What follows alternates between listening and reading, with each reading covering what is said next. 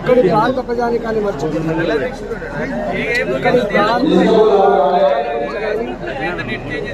బాధల గురించి కానీ పట్టించుకోకుండా ఎక్కడో ఇతర రాష్ట్రాలలో, పంజాబ్ రాష్ట్రాల్లో ఎక్కడో చనిపోయిన వాళ్ళ గురించి అని చెప్పి ఇక్కడ సొమ్మును తీసుకుపోయి అక్కడ చెక్కుల రూపంలో ఇస్తూ ఉంటే ఇక్కడ ప్రజానికల్లో ఒకటే ఇవ్వడం తప్పు కాదు. కానీ ఈ రాష్ట్రంలో కొండగట్టు లాంటి బస్ యాక్సిడెంట్ జరిగి 67 మంది చనిపోతే ₹1 ముఖ్యమంత్రి నిత్యం పదుల సంఖ్యలో యాక్సిడెంట్ రూపంలో చనిపోతున్నటువంటి వాళ్ళ కుటుంబాలను ఆదుకొని ముఖ్యమంత్రి ఇక్కడ అప్పుల భారం పెరిగిపోయి మొత్తం కుటుంబాలే ఆత్మహత్య చేసుకున్నటువంటి ఈ కుటుంబాలను పరిగణించేటువంటి సోయి లేక ఇవాళ అక్కడ ఇచ్చేదాన్ని యావత్ తెలంగాణ ప్రజలకు కూడా అసహించుకుంటుంది. దీనికైనా మనం ఓట్లు వేసింది, దీనినైనా మన ముఖ్యమంత్రి చెప్పి అసహించుకునే పరిస్థితి. ఇలా ఈ గడ్డ మీద తెలంగాణ ప్రజలందరూ కూడా ఒకటే అనుకుంటున్నారు, బుద్ధి తక్కువ కేసీఆర్కి ఓట్లు వేసినాం, ఇంటి మీద కూర్చోబెడితే మనల్ని దోసుకుంటున్నాడు అనేటువంటి పద్ధతి. ఇవాళ సైకిల్ మోటార్ వేసుకొని బయటికి పోయినా ₹100 ఫైన్ రూపాయలు వసూలు చేస్తున్నారు, ఆటోల మీద ఫైన్లు వేస్తున్నారు, టాక్సీ కార్ల మీద ఫైన్లు వేస్తున్నారు. ఒక్క మాటలో చెప్పాలంటే మనిషి అలా భయపడిపోయే పరిస్థితి దాపించింది. 37,000 కోట్ల రూపాయల మద్యం తాగిపించి ప్రజల దగ్గర నుంచి డబ్బులు తెచ్చుకోవడం సరిపోక వేరే మద్యం ధర కూడా పెంచి, చీప్ లిక్కర్ ధర కూడా పెంచి సైకిల్ మోటార్ ట్యాక్సీలు పెంచిండు, కార్ల ట్యాక్సీలు పెంచిండు, కరెంటు ఛార్జీలు పెంచిండు, మద్యం సీసాల మీద ధరలు పెంచిండు, స్టాంప్స్ అండ్ రిజిస్ట్రేషన్ మీద ధరలు పెంచిండు.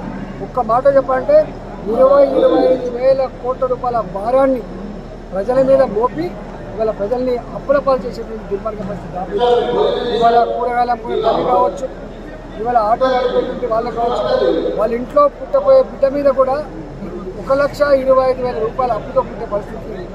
ఒక్క మాట చెప్పాలంటే తెలంగాణ రాష్ట్రాన్ని అప్పుల రాష్ట్రంగా మార్చి తాకట్టు పెట్టే పరిస్థితి వచ్చింది. కాబట్టి ఈ ముఖ్యమంత్రిని రాబోయే ఎన్నికల్లో గద్దెదించాలని, ఈ ముఖ్యమంత్రిని ఆ పార్టీని పాపడానికి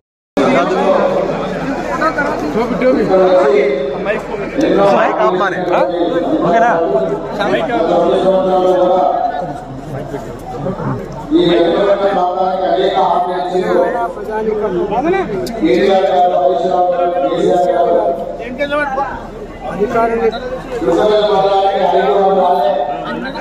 ఇక్కడి ప్రాంత ప్రజానికాన్ని మర్చిపోతున్నారు. ఇక్కడి ప్రాంత బాధల గురించి కానీ పట్టించుకోకుండా ఎక్కడో ఇతర రాష్ట్రాలలో, పంజాబ్ రాష్ట్రాల్లో ఎక్కడో చనిపోయిన వాళ్ళ గురించి అని చెప్పి ఇక్కడ సొమ్మును తీసుకుపోయి అక్కడ చెక్కుల రూపంలో ఇస్తూ ఉంటే ఇక్కడ ప్రజానికల్లో ఒకటే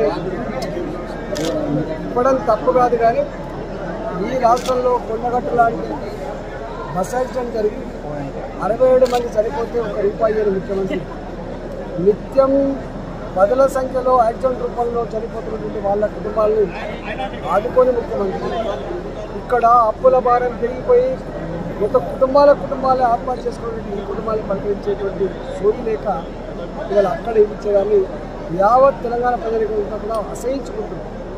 దీనికైనా మనం ఓట్లు వేసింది, దీనినైనా మన ముఖ్యమంత్రి చెప్పి అసహించుకునే పరిస్థితి. ఇలా ఈ గడ్డ మీద తెలంగాణ ప్రజలందరూ కూడా ఒకటే అనుకుంటున్నారు, బుద్ధి తక్కువ కేసీఆర్కి ఓట్లు వేసినాం, ఇంటి మీద కూర్చోబెడితే మనల్ని దోసుకుంటున్నాడు అనేటువంటి పద్ధతి. ఇవాళ సైకిల్ మోటార్ వేసుకొని బయటికి పోయినా ₹100 ఫైన్ వసూలు చేస్తున్నారు, ఆటోల మీద ఫైన్లు వేస్తున్నారు, టాక్సీ కార్ల మీద ఫైన్లు వేస్తున్నారు. ఒక్క మాటలో చెప్పాలంటే మనిషి అలా భయపడిపోయే పరిస్థితి దాపించింది.